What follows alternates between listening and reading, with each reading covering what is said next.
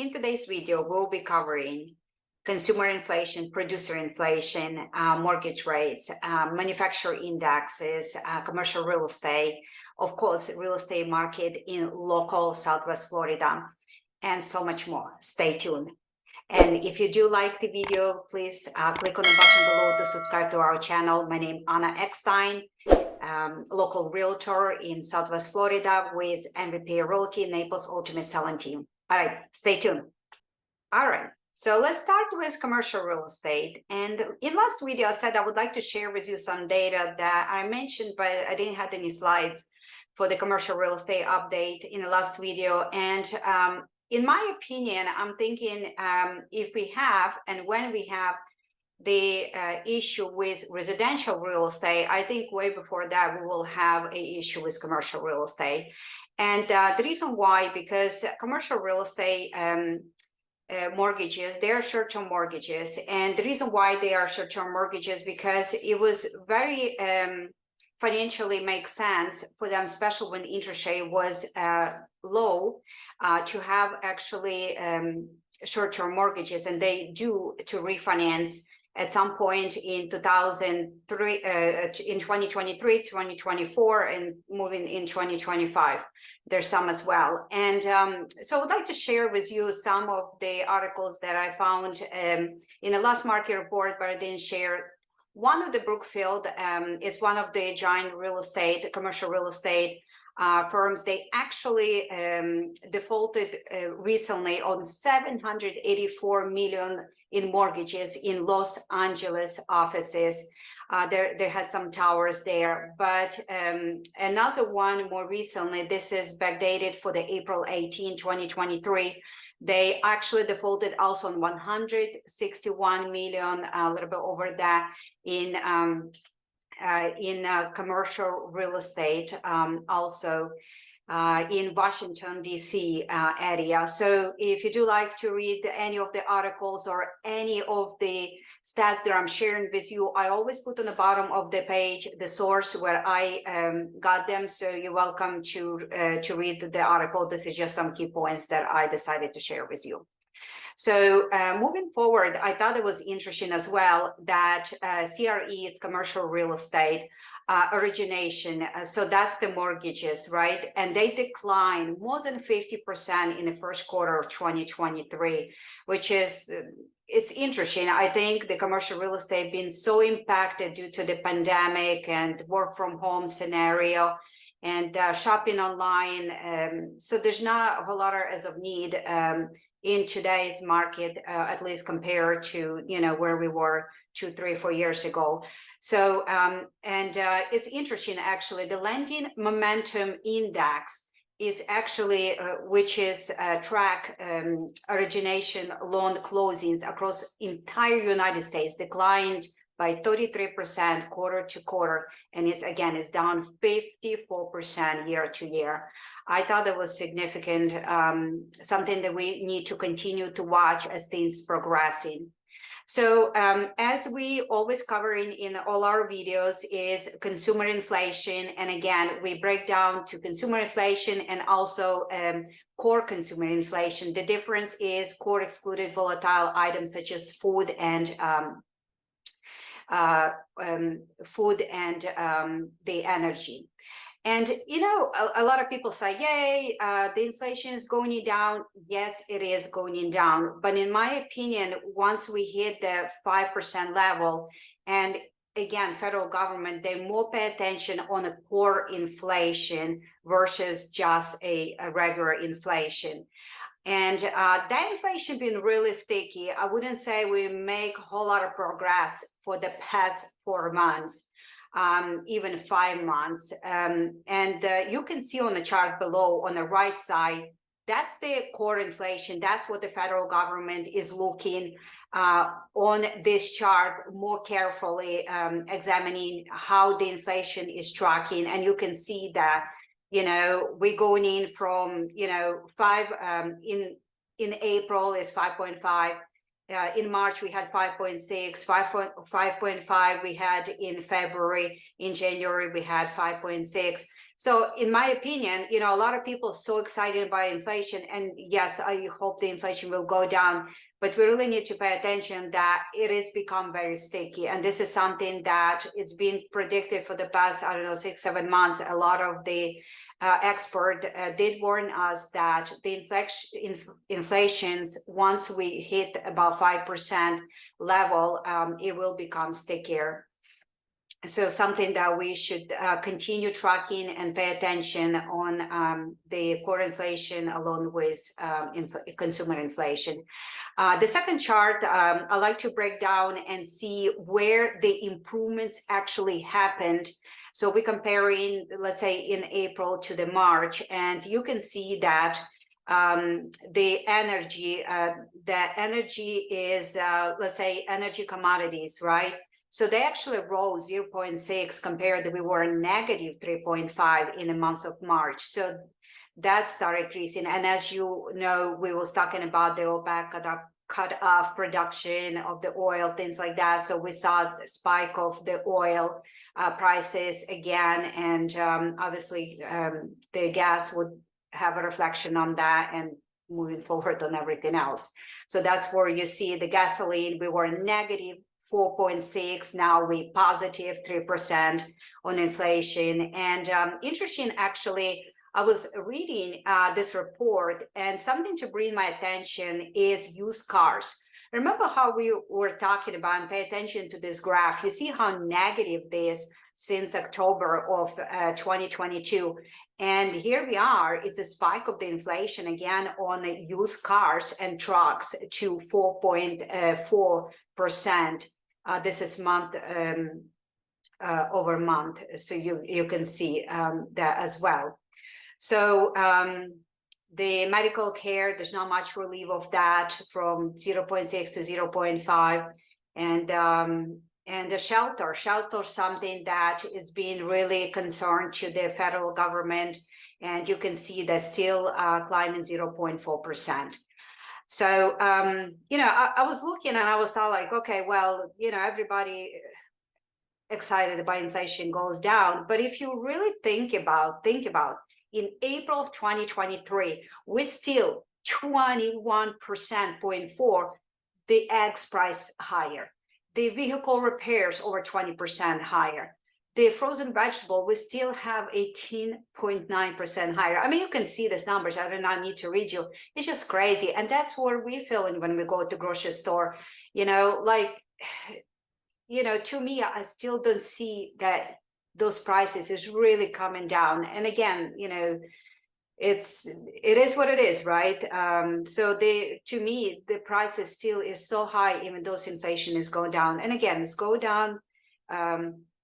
But, you know, we still have a lot of work to do. Well, at least federal government has a lot of work to do to bring the pricing down and inflation. So I thought to share with you this map. I thought that was quite interesting, dated May 10, 2023. This is data being released by Bureau of Labor Statistics, and it says the inflation and the percentage, and interesting. So we are in Florida, and we're still in one of those states where inflation is actually on a higher side compared to the other states. So let's talk about the producer price. So previously was talking about consumer, now it's producer. So what this inflation will be for the producer, and that's the inflation that will be, so if the producer pricing will be higher, obviously they will be transferred that to the consumer, and that's how we can see those previous charts will be spiked higher in as well. And you can see the producer price inflation is actually 2.3%, so it is going down month over month, and we start doing pretty well for the months of April and March compared to the rest of months. The core, that's the one that I told you in the previous charts, that's the sticky one. So we're still at 3.2. So you see how slow the core inflation is really traveling between consumer or producing inflation. So let's talk about non-farm payroll. Why are we even talking about this? Well, remember, the federal government, the Fed is really hard, Mr. Powell, really hard working on bringing the inflation down. And one where he's paying attention on non-farming payroll to see where the unemployment rate, because the overall, where it's really bringing inflation is less consumer demand. What that can create is the unemployment rate, unfortunately, in the eye of federal government, needs to be higher to bring the inflation to the projected level. What they really would like to see is 2%. So you can see the non-farming payroll, it's been actually forecast 180,000 jobs and come up to 253. So we're still really high job strong economy, and unemployment rate, it was 3.5, went down to 3.4, so it's historically low, as we already been covering this chart quite a few times around. So going back to the hourly earnings, actually year per year and month over month, I just wanted to add this to our chart since we have discussion, so you can see that average hourly earnings year per year is really like, think about the inflation, right? We try to fight with inflation. So, but it's still, you can see that in the month of April, it went up to 0.5, but overall you can see trading in 4.4%, 4.3 for the past 4 months. So let's take a look. Initial jobless claim and continued jobless claims is something also indicators that federal government is also tracking when they try to fight inflation. And you can see that the ending on May 13, there's been 242,000 jobless claims in that week. And it's less compared to the week prior to 64. And the week ending of the March 4th was the lowest, actually. It was the lowest since the week ended March 4th. And we did have a 1,799. It's the week ending on the May 6th. So let's talk about GDP growth. So GDP actually for the first quarter in the United States is analyzed at 1.1%. It's actually slowing from 2.6 in the previous quarter, but also didn't meet the expectation growth that was at 2%. So you can really see that our economy is really hurting throughout these charts. And I will show to you more on the retail side, also on manufacturing index. So you can see throughout this year how, how slow the growth is. We had a couple negative quarters, right? And the first quarter is 1.1%. And I wanted to share also where is the federal fund rate right now. So they did increase last time. It's by a quarter point. The next increase, we're not sure if it will be or not. I mean, based on some indicators that come in right now, a lot of experts said there probably could be another increase, but the way how Mr. Powell left at the last meeting, he said that as the data continue, there will be data dependent. And this is something that they already were consistent in their meetings. There will be data dependent, and they did not make any decision at the last meeting if they're going to raise or pause on the interest rate. So we'll see. That will be June. I believe June 5th, but don't quote me on that. I will share with you the next update if they increase or not, or they pause. All right, so let's move on to the retails. And you can see the reason why all the charts, I mean, they're all numbers, but I just wanted to show to you how you can see in one chart and it goes slowly declined. And every month you can see that declining. And retail sales in the United States increased by 1.6%, but you can see where they were in previous months, like, yay, it's increased 1.6%. But we were in January 7.4. That's why, when I'm looking at all the statistics and data, I just don't think our economy is doing well. And the financial condition, they're so tight, and they continue to be tighter with all this banking crisis that we had. And in my opinion, we continue to having, and I think there will be another domino effect moving forward. It's just the rates are so high. And I don't think, in my opinion, I don't think Fed will be reducing and decreasing rates in 2023 unless something horrific happen. And it's really hard for the banking sector because they never adjusted to such a quick raise of the interest rate. That's why I think FRC is not the last bank who failed. And we'll see what happens. We never know what the future can hold, and we don't have a crystal ball. But I just don't think this banking crisis is over. So so you can see the retail sale, even though it's increased 0.4%, but we're still so much in decline year over year. So let's talk about import, export. You can also see on the chart, I don't even think we need to talk too much. You can see how this chart's going in down, down, down every month. Right now, we're in negative territory on the import prices, on the export prices. So, and month over month, you can see also on the chart.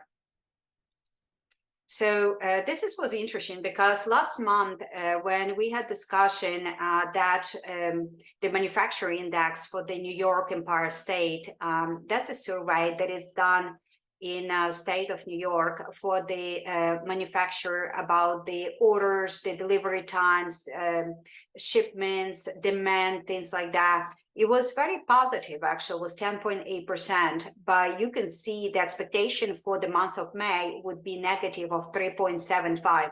Oh my gosh, we were negative at 31.8, guys. I mean, that's like, to me, when I'm reading this report, I'm like, oh my God. I mean, this is like, I don't know. Sometimes, like when you're reading these numbers and reports, you're thinking like, I think just everybody is so confused at this point because, I mean, so many people talking about the recession. I mean, I like, in my opinion, I think we're going in stagflation, more likely, but it's just the inflation is so high and demand is going in down. And high again compared to what, now I'm not comparing to the June of last year, but I'm comparing to the Fed expectation. The inflation at 5.5% on the core CPI is still extremely high. The Philadelphia manufacturer index as well, you can see it's pretty much in all negative. Philadelphia Fed business condition, you also see, you know, there's not a whole lot of upside up there. The mortgage rates. So let's talk about the mortgage rates. So with so the mortgage rates we're talking about on a weekly basis. So on May 12th, you can see that 30-year fix on loan balances 726,000 and less jumped by 9 BPS to 6.57%, and the mortgage application actually declined by 5.7%. So moving forward to the refinance index, you can see that decrease also 7.7%, and the purchase index also decreased 4.8%.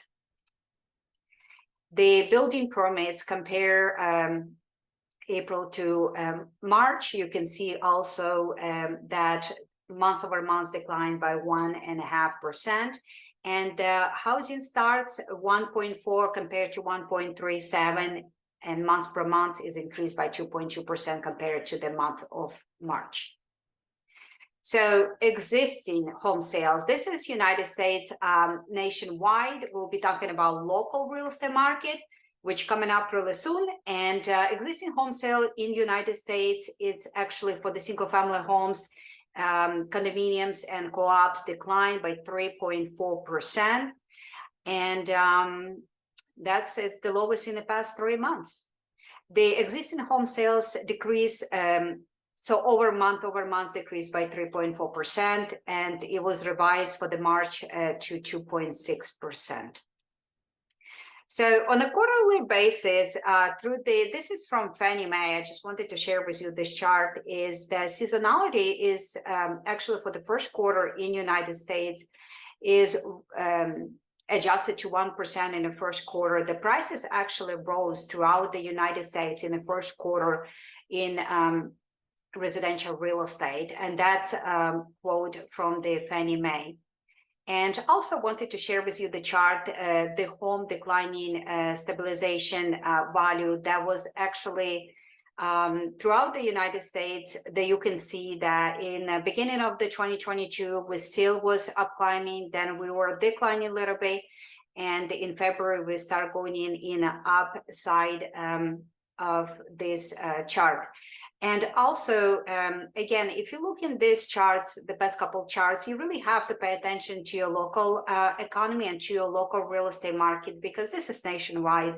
I wouldn't, say, oh, no, in Naples, we were declined 0.2 and now we're up 0.2. That's not how it works. This is just nationwide. I think it's interesting data to understand, but you should definitely take a look in your local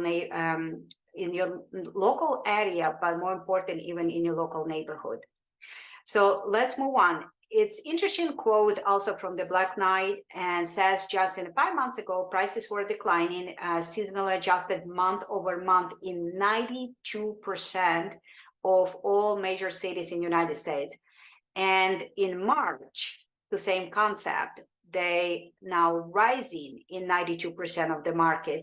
And this is from February. It's interesting how real estate market, it didn't be really affected that much. And I think it's just, we talked about that in the last report that I had. And even based on this chart, the Fannie Mae has to actually adjust the depreciation. The first they said, well, we're thinking the home pricing in the United States will be depreciated by 4.2%, again, nationwide. There's some cities are, down way more than this. And some of the areas, they never lose any value. They actually was gain the value. So you really have to look your own neighborhood, and they did readjust for minus 1.2%. So how's the housing market is impacted by recession? Remember, we talked about again in last video that Mr. Powell said that he anticipated, and some Fed members, that we will go in third or fourth quarter of 2023 in a mild recession. And so where we've been in the past. So if we take recession that we anticipated since 1980 and 2020, and you can see that really downside in a housing market happened in 2008. And the only one time that happened also was in 1991. The other 4 recessions that we had, the housing prices actually went up. And how the mortgage rate was traveling through those recession, you can see also the interest rate actually went down, and you can see as much as 5% in 1981, as much as 1% in 2020. So before we get into a local real estate data, I would like to share with you what we're talking about when we're talking about buyer's market and the seller market. So anything less than 6 months inventory, and we'll be covering that in our local real estate market update. That would be considering seller market. Anything above 7 would be buyer. Between 6 and 7 is neutral. All right. Now we'll be talking about local Southwest Florida real estate market, and we will start with active inventory. So here we'll be comparing April month of 2023 to what happened a year ago and what happened 30 days ago. So left side a year ago, right side is 30 days ago. So in April, active inventory is the homes that were for sale in the month of April of 2023.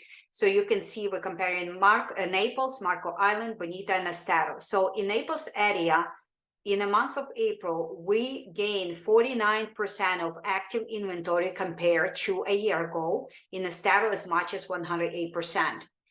Compared to the 30 days ago, we lost actually some inventory as much as 9% in Estero. For townhouses or condo, so this previously was single family homes. So townhouses on condos, we gain as much as 110% inventory from a year ago compare in Marco Island. And we gain actually even from 30 days ago in Marco Island 9%, but across the other cities, we did lose some inventory compared to the 30 days ago. the new listings is how many new listings actually came on the market in a month of April 2023. So compared to a year ago, actually, we had less inventory. We have less new listings in the Naples area, as much as 29%. Estero kind of stay flat, and we gain a little bit, 2% in Marco Island compared to the 1 year. Now, if we compare into even 30 days, we actually lost new listings. So you see that reflecting to me, it's a seasonality, right? So if you're thinking of putting your property for sale, you probably wouldn't wait until April. You probably would do that in January or maybe February. Some people put in March. It's when, you know, we have many visitors, there's a lot of snowbirds, and people can really, who interesting to shop around on real estate. So if you're the seller, you probably kind of makes sense to me why the inventory kind of go down in the month of in April compared to the March. The same thing, we're looking for townhouses and condos, and you can see that, yes, in April compared to a year ago, we have less new listings, as much as 38%, 28% in Estero. And we currently have less them also compared to the 30 days ago, except the Marco Island. So seller says, well, I had, and you know, for me, I'm thinking like, you're wondering why do you have like, you know, everything kind of less for, you know, Naples, Bonita Springs, Estero, but in Marco Island, condos and townhouses, they jump in the new listings in the month of April. The only explanation that I would have, I would say probably a lot of those condos and townhouses in Marco Island that was rented out for the season, and the tenants say like, no, if I'm paying this premium, I don't want to show the property. And that's kind of, I would think like that would be, my opinion, the reason why you see the spike in Marco Island. So if we go into month supply, that's how long it would take. Remember, we looked at the chart and we're talking about the buyer market, and we look talking about sellers market. So if we say it's this between 6 and 7 is neutral. If it's below 6 is the seller, and above 7 would be the buyer's market. So here we are. So if you look in Naples, 4.2% months of inventory. So it's definitely, you can see that for single family homes is definitely still to be considered as a seller market. But Marco Island, we would say it's a buyer's market. The Bonita, it's a seller's market, and Estero also is a seller's market. So you see how mixed the Southwest Florida it really is. Across the board, you pretty much, except Marco, you say, okay, it's neutral, but the other ones, the rest of it still remain to be in the seller's market. So if you're the sellers, you still have an upper hand. But I'll tell you this, I'm working with buyers and sellers on a daily basis. I definitely feel the inventory. So when I do show, when I send in the properties to my buyers, I definitely have a choice. And when I'm going in to show the properties, I'm definitely so much happier in that space, because I have like to show so many homes. I can show 20, 30 homes to the buyer within category. And before, you know, you could have maybe 1 or 2 or 3 lucky within that criteria, and then you're going in, it's like, oh my gosh, and there's like multiple offers and all of that. So in that case scenario, I do like to have a healthy, balanced market that you can represent the seller in the best shape performance, because you can showcase the property to the buyers in the best what the property can offer, and the buyers, they actually can make a choice. And I am always, I like to make a choice when I'm purchasing anything, including properties. So anyway, talking about the month supply of inventory, in the April 2023, you can see that compared to a year ago, we definitely gained that a month supply of inventory, and as much as 250% in Marco Island. Compared to the 30 days ago, it's kind of a little bit less across the board. For the condos, you also see across the board, except in Naples. It's interesting that for the year ago, it's really stayed flat. So we didn't really gain that month supply of the inventory was the same basically a year ago and today. But the Marco Island, Estero, and Bonita, you can see across the board, we did gain that month supply of inventory. Compared to a 30 days, you can only see Marco Island kind of spike up to 13%. The remaining is pretty much flat. All right. So, and if you're talking about showing per listing, that's how many showings you have in the month of April.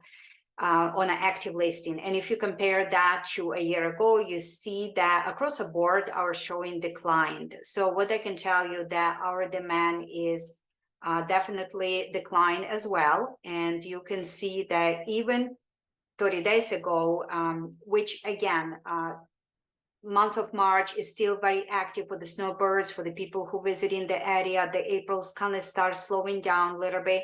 And you can see definitely across the board as much as 16% we slowing down on those showings.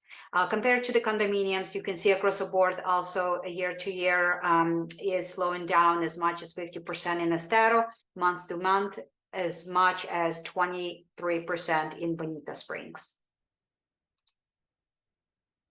And pending inventory, that's the inventory homes, single family or condominiums that went under contract in the months of April 2023. So if you compare to a year ago, you can definitely see that in Naples down as much as 9% and as much up as in Marco Island by 24%.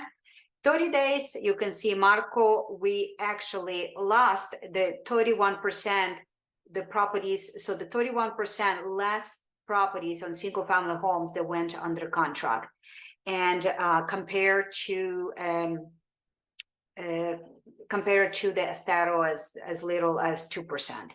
Now, if we talking about the condominiums and townhouses, that we did lose again pending inventory, those properties that went under contract.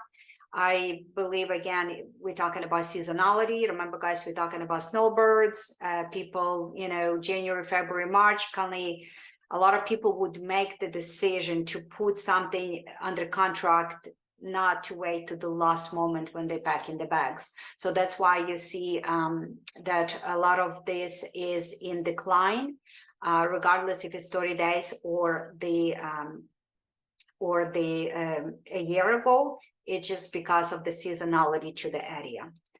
So if we're going back to the medium percentage price of the last list price, that's how much people was negotiating on a deal when they actually, this is the closing percentage. So if you take the purchase price of 100% of your home, so you can see in Naples area, on average, people pay 97.4% of that purchase list, last list price.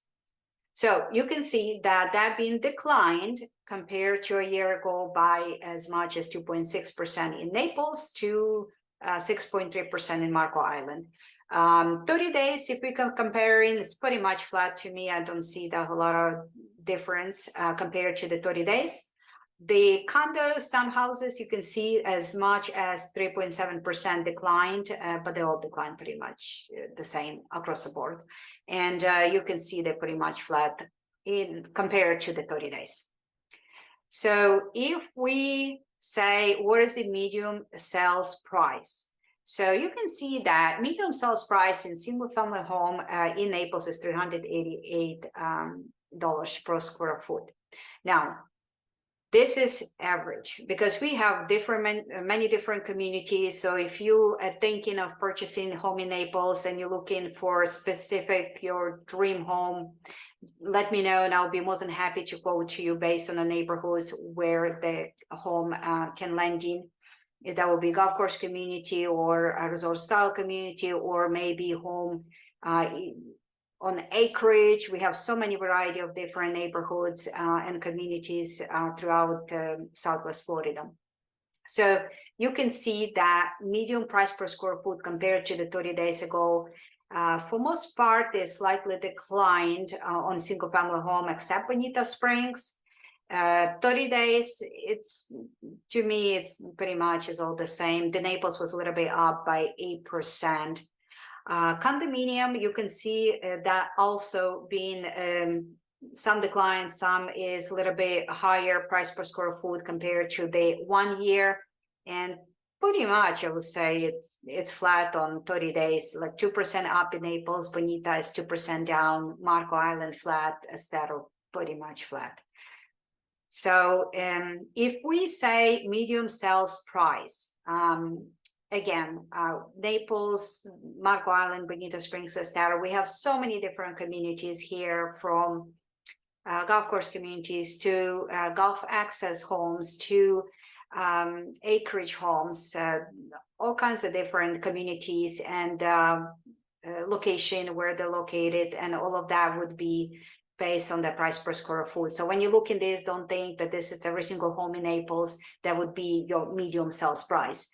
That would be a very inaccurate statement. But if you are looking to move to Naples, or you're thinking of selling, just let me know, please, what the area, what your lifestyle look like, so I can better help you to understand what the medium price, what the medium sales price can be in your location.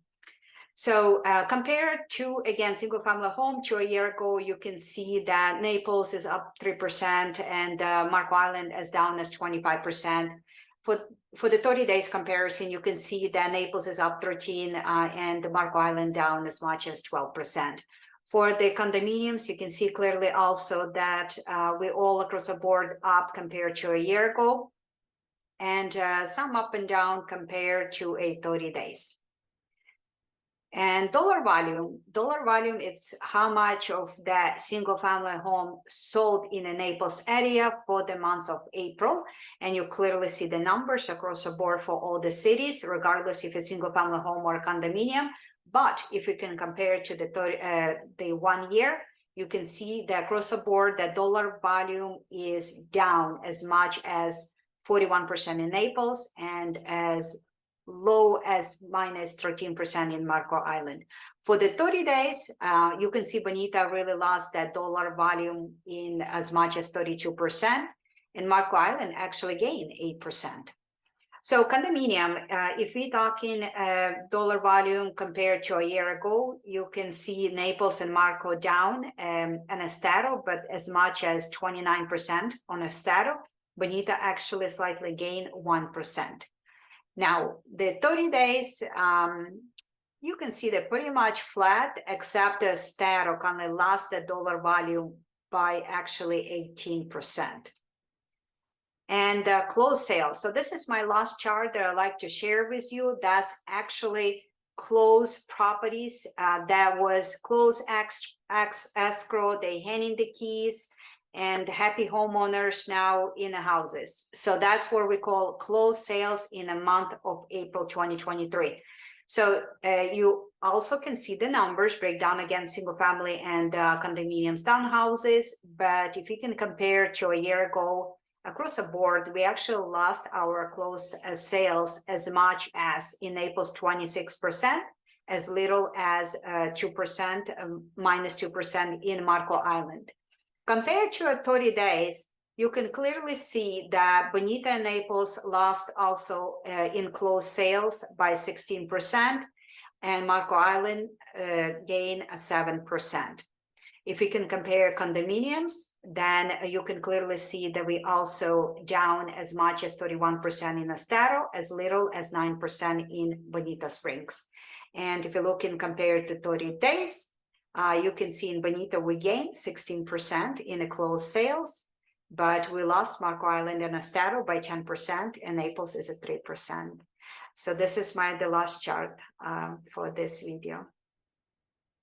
I hope you enjoyed this video. I hope you found this information helpful for you and for your family. If you're ever thinking of moving to Southwest Florida or selling in Southwest Florida, I'll be more than happy to be your guidance in this interesting and difficult real estate market in Southwest Florida. My phone number is 239-249-4476.